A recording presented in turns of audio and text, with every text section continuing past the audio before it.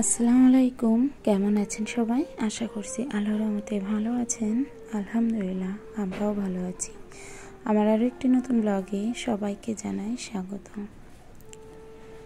এখন বাজে সকাল 9টা আর এখন থেকে আমি আমার ব্লগটা শুরু করছি। আই হোপ আমার আজকের ভিডিওটি আপনাদের ভালো লাগবে। পুরো ভিডিওটার সাথে জুড়ে আছি আমি জ্যোতি, যশোর থেকে। সকালে উঠে তো অনেক কাজই করে নিয়েছি, আর এর ভিতরে হঠাৎ করে ফোন আসলো যে আমার দাদু খুব অসুস্থ।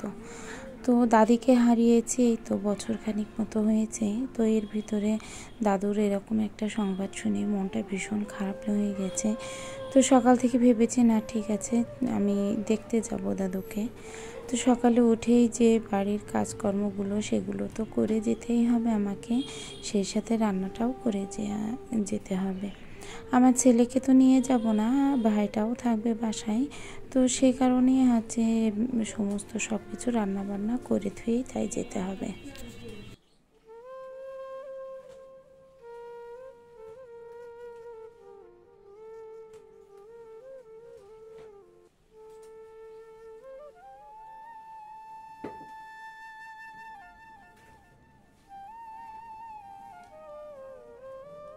মনটা ভালো থাকলে অনেক কিছুই করতে ভালো লাগে, আর মনটা যখন ভালো লাগে না তখন কোনো কিছুতেই কেন জানি জোর পাই না। আসলে আমার যে কি একটা হয়েছে, এতটা আঘাত পেয়েছি যে সেখান থেকে উঠে যে দাঁড়াবো সেটার বলটা আর পাই না। কেমন জানি সব কিছু থেমে যাচ্ছে আমার। অনেক ছোটবেলা থেকে এই ঘটনাগুলো ঘটছে আমার সাথে, তবুও নিয়তি তো নিয়তির মতোই চলবে, কিন্তু নিজেকে শক্ত করাটাই মেন। তো নিজেকে আর শক্ত করতে পারছি না, যেভাবেই হোক না কেন কোনোভাবে মনটা খুবই দুর্বল হয়ে যাচ্ছে। তো প্রথমত তো নিজের আব্বুকে হারিয়েছি, তারপর মা চলে গেছে, তারপর দাদি চলে গেছে, এখন আমার দাদু। সব কিছুর ভিতরেও একটুকু অন্তত আশা ছিল যে কেউ না কেউ অন্তত ফোন দিনে একবার না হলেও সপ্তাহে একবার অন্তত ফোন করার লোক ছিল যে তুই কেমন আছিস। কিন্তু এখন আস্তে আস্তে আপনজনগুলো কেন জানি আমার কাছ থেকে দূরে সরে যাচ্ছে। আসলে মেয়েদের একটু হয়তো আবেগ বেশি, সে কারণে হয়তো আমারও একটু কষ্টটা বেশি। তো সব কিছু মিলিয়ে এতটা খারাপ লাগছে, এতটা কষ্ট হচ্ছে যে ভিতরটা যেন ভেঙে যাচ্ছে। সব কিছু কাজকর্ম ঠিকই করি, সংসারের কাজকর্ম, এবং অসুস্থ হলেও আমারটা আমাকেই করতে হয়। অন্য কেউ যদি বাসার কোনো সদস্য অসুস্থ হয় হয়তো তাদেরকে সেবা আমিই করি, কিন্তু আমি যদি অসুস্থ হই তাদেরকে সেবা তো আমাকে করতেই হয়। সেই দিক থেকে আমার নিজেরটাও আমাকে দেখতে হয়।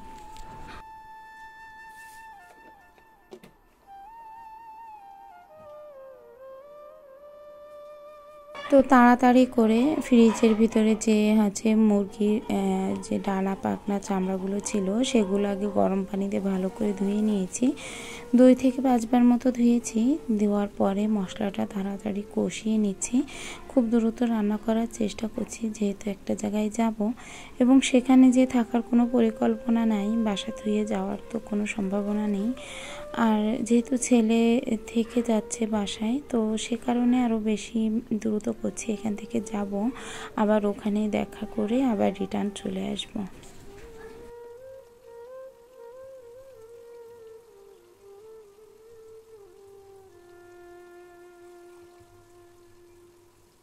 মশলাটা এখানে কষিয়ে নিয়েছি। নেওয়ার পর এবার যে চামড়াগুলো রেখেছি আমি ওগুলো এখানে অ্যাড করে দিব। আর এখানে কয়েক টুকরো একটু লবঙ্গ বেশি হয়ে গেছে, কেননা চামড়া পা গেলে এগুলোর একটু গন্ধ থাকে অন্যরকম। ওগুলোতে যদি একটু মশলা আদা বাটাটা বেশি করে না দেওয়া হয় তাহলে কিন্তু গন্ধটা যায় না। তো এখানে দেখুন লবণ হলুদ দিতে ভুলে গিয়েছিলাম প্রথমের দিকে, তো তারপর একটু লবণ হলুদ দিয়ে নিলাম। নিয়ে এই তো এখন এই আলুগুলো আগে বেশি কষিয়ে নেব, কেননা চামড়াটা তো খুব দ্রুতভাবে গলে যায়, সিদ্ধ হয়ে যায়, আর এদিকে আলুটা একটু সিদ্ধ হতে লেট হয়। তো এই কারণে আলুটা আগে দিয়ে নিচ্ছি, নিয়ে আলুটা আগে আমি ভালো করে কষিয়ে নিব।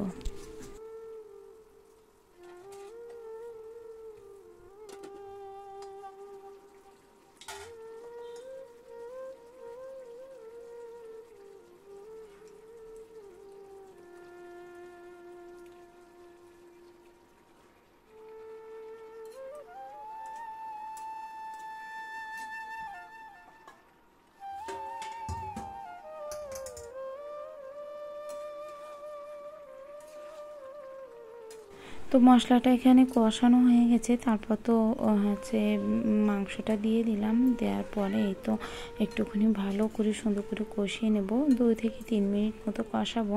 কষানোর পরে এটাতে পানি দিয়ে দেব। আর এই যে রান্নাটা করছি তবুও মনটা খারাপ হয়ে আছে, এরই ভিতরে হচ্ছে আমার মেয়েকে খাওয়াতে হবে। তো আমার হাজব্যান্ডকে বললাম যে তুমি একটু মনিকে খাইয়ে দাও আর আমি এদিকে রান্নাটা দ্রুত করে ফেলি। এমনিতেই অনেকটা বেজে গেছে, তার উপরেও যদি হচ্ছে আরও বেলা হয়ে যায় তাহলে এখান থেকে যাব জার্নি করে, আবার সেখানে থেকে আবার ফিরবো, মানে আমার শরীরের পক্ষে অনেকটা ধকল হয়ে যাবে। তো এমনিতেই তো জার্নি করতে পারি না, খুবই কম জার্নি হয়, মানে জার্নি করতেই পারি না, এতটা কষ্ট হয়। তার উপরেও এই যে রিটার্ন আসা এটাই অনেক কষ্টের। তো এর ভিতরে আবার দই বসিয়েছিলাম, আমি তো আর জানতাম না যে এরকম একটা সংবাদ পাবো। তো এর আগে যে দিনটা হচ্ছে আমি আর কি ভিডিও দিতে পারিনি, সেটার কারণে এটা যে চলে গিয়েছিলাম সেই দিনের ভিডিওটা আজ যাচ্ছে। রেগুলার যে ভিডিওটা দিব, যখনই ভাবি যে না ঠিক আছে সব কিছু গুছিয়ে নিয়ে রেগুলার ভিডিওটা দিব, তো সেই দিনই কোনো না কোনো একটা ঘটনা ঘটবেই আমার সাথে। আসলে নিজেকে আর কোনো মতেই যেন শক্ত করতে পারছি না, কোনো পরিস্থিতিতেই মনে হচ্ছে না যে মানে মনকে আগে যেমনটা নিজেকে বুঝ দিতাম, এখন সেই জিনিসটা আর কি পাচ্ছি না। খুব ভেঙে পড়ছি নিজে, এবং মানে চারিদিক থেকে কেন জানি মাকড়সার জালের মতো হয়ে গেছে আমার জীবনটা। তো আল্লাহর কাছে বলছি, আল্লাহ আমার চলার পথটা তুমি সহজ করে দাও। আল্লাহর কাছে দোয়া করি নামাজ পড়ে যে আল্লাহ তুমি আমার চলার পথটা সহজ করে দাও। তো দইটা বসিয়েছিলাম, একদম পারফেক্ট হয়েছে। দই মেকারেই দইটা বসিয়েছিলাম। এই দইটা খাওয়ার জন্য আমার হাজব্যান্ড এবং আমার ছেলে খুব মানে এক্সাইটেড হয়েছিল। তো সকাল থেকে বলছিল যে আমার ছেলেটা বারবার ঘুরছিল আর বলছিল আমার কখন দইটা হচ্ছে বেরো করবা, আমি একটু খাবো, কেমন হয়েছে একটু দেখবো। আমার বয়সটা কম, হয়তো কিছু বুঝতে পারছে না যে আমার মনের পরিস্থিতিটা কেমন আছে। তো সব কিছু মিলিয়ে আমি বলছি হ্যাঁ দিব, কিন্তু ও বারবার যে বলছিল যে কখন দিবা। তো তারপর ফাইনালি বেরো করলাম, বেরো করে দেখলাম যে না ঠিকঠাক আছে, দইটাতে মিষ্টিটাও ঠিক আছে। তবে ওটাতে যদি একটু গুঁড়ো দুধ দিতে পারতাম তাহলে হয়তো জিনিসটা আরও ভালো হতো। আমার শাশুড়ি এসেছিল, শাশুড়ি হচ্ছে এই কচুগুলো এনেছে, এগুলোকে আমাদের এখানে কচুরি বলা হয়। তো এই কচুরিগুলো কেটে কুটে দিয়েছিল উনি আগের দিন, তো সেগুলো আমি ভালো করে ধুয়ে এটা ভাবছিলাম ব্লেন্ডার করব। তো ভাবলাম যে না ব্লেন্ডার হচ্ছে করবো কি করব না, তো এতটা বড় করে কেটেছে উনি যে আমি শেষ পর্যন্ত কিন্তু আর ব্লেন্ডারটা করতে পারিনি। মানে এগুলো পরে আমার হয়েছে কি কেটে ছোট ছোট করা লেগেছে, ছোট ছোট করে শিলপাটায় হাতে বাটা লেগেছে। তো প্রথমের দিকে আমি তো এইভাবে করে করতে গিয়েছিলাম কিন্তু হয়নি। তো কি আর করা, সেই মানে আমার এমনিতেই সময় হাতে নাই, সেই সাথে সময়টা আরও আর কি তো এগুলো তো এইভাবে করে উঠিয়ে নিয়ে এবার ভাবছি না থাক আর কোনো কিছু করব না, যেভাবে আছে ওইভাবে থাক, রেখে যাব আর তারপর বাসায় এসে যেটা করার করে নেব। তো এটা এইভাবেই ডালাতে রেখে আমি ব্লেন্ডারটা ভালো করে ধুয়ে নিয়েছি। নেওয়ার পর এই যে আমার নিজের জন্য একটু ডিম ভেজে নিচ্ছি। এখন হচ্ছে আমি তো এমনি জার্নি করতে পারি না, আর সেই সাথে এখন যদি খেয়ে আবার হচ্ছে উঠতে যাই তাহলে একদমই আর পারবো না। তো সে কারণে ভাবলাম আমি নিজে একটা ডিম পোস্ট করে নিই, নিজের জন্য ডিমটা পোস্ট করে খেয়ে তারপর রওনা দেব। এদিকে রান্না করছি আর মেয়েটাকে কিন্তু বারবার গুছিয়ে দিচ্ছি। তো হচ্ছে রান্না করতে করতে মেয়েটাকে গুছিয়ে দিচ্ছি, আবার আসছি আবার আনছি। তো এর ভিতর নিজের গোছলটাও সেরে নিয়েছি। রান্না করতে করতে সমস্ত সব কিছু করছি। আসলে ইন্ডাকশনে রান্না করলে অথবা গ্যাসে রান্না করলে দেখা যাচ্ছে এই হচ্ছে সময়টা আর কি হাতে পাওয়া যায়। আর যদি মাটির চুলায় রান্না করতে যাই তাহলে একদমই মানে রান্নার যতটুকু টাইম পর্যন্ত না হয় ততটুকু টাইম পর্যন্ত অন্য কোনো কিছু হচ্ছে করা যায় না, কোনো কিছুই আর কি করা যায় না। তো ইন্ডাকশনে রান্না করতেও বেশ ভালোই লাগে আমার, কিন্তু মাঝে মধ্যে হয় কি আমার ইন্ডাকশনটা একবার হিট নেয় আর একবার হিট কমে, মানে ওঠানামার ভিতরে থাকে, তো এই জন্য বিরক্ত হয়ে যায়। তো এই তো ফাইনালি আমরা রওনা দিয়ে দিয়েছি, এখানে মেয়েটা বসেছে আর মেয়েটাকে ওইভাবেই সাজিয়ে দিয়েছি, ও তো খুবই আনন্দ করছে। আসলে আমরা যাচ্ছি এখন আমার বড় কাকুদের বাসায় যাচ্ছে, ওখানে আমার দাদু রয়েছে। আর আমার মেয়েটা খুবই আনন্দ করছে যে নানু বাড়ি যাব। আসলে নানু বাড়ি বলতে তো বোঝে এটাই যে আমার কাকুদের বাসায় যেখানে যায় সেখানে সবাই ওকে খুব আদর করে।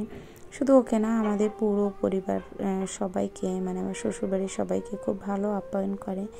বাবা মা না থাকার পরেও যে আমার ফ্যামিলি থেকে আমি এইটুকু পাই, এটাই আলহামদুলিল্লাহ আল্লাহর কাছে। অনেকের হয়তো এইটুকু পায় না, বাবা মা না থাকলে দুনিয়াটা একদম মরুভূমির মতো লাগে। তবুও যে এইটুকু পাই, এটুকুই তো আলহামদুলিল্লাহ।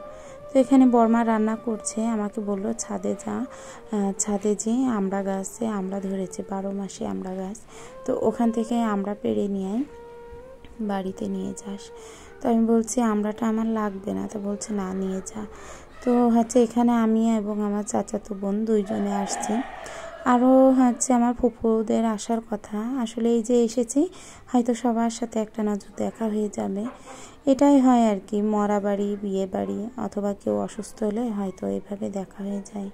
তো যাই হোক, এই যে একটা ঘন্টার একটা শান্তি, এটা যে কতটা পরিমাণে কি করে বোঝাবো। যাদের কেউ নেই, যারা এই একটা ঘন্টার শান্তি পায়, তারাই জানে যে এটা আমাদের কাছে খুব অসাধারণ। আমাদের কাছে মনে হয় এটা ভেবে হয়তো বছরে আরও কয়েকটা দিন পার করে দেওয়া যায়। তো এই তো আমরা ধরেছি, দেখুন প্রচুর পরিমাণে ধরেছে। গাছটা কিন্তু অনেকটাই ছোট। তো আমরা দুই বোন মিলে ছাদে অনেকক্ষণ ধরে গল্প করলাম, ওর সাথে কথা বললাম।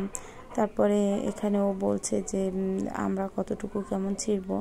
তারপর আমার মেয়ে ছোটোগুলো ছিঁড়তে যাচ্ছে, তো আমি বললাম যে এগুলো তো ছেঁড়া যায় না, একটু বড় যেগুলো সেগুলো ছিঁড়তে হবে। তো এখানে দেখুন এক এক থলিতে যে পরিমাণে আমড়া ধরেছে। তো আমি বর্মাকে বলছিলাম যে কাকুকে বলেন আমার জন্য একটা এই আমড়া গাছ দিতে, আমি ছাদে লাগাবো। আসলে আমার কাকু কৃষি অধিদপ্তরের ওই অফিসে চাকরি করে, তো রিটায়ার্ড হয়ে গেছে। তো ও ওখান থেকে অনেক গাছ, তারপরে অনেক কিছু আর কি দেয়, যাতে পাবলিকদের দিতে পারে। তো নিজের জন্য, ফ্যামিলির জন্য অথবা আশেপাশে যারা আছে সবার দিতে প্রচুর গাছ বেঁচে যায়।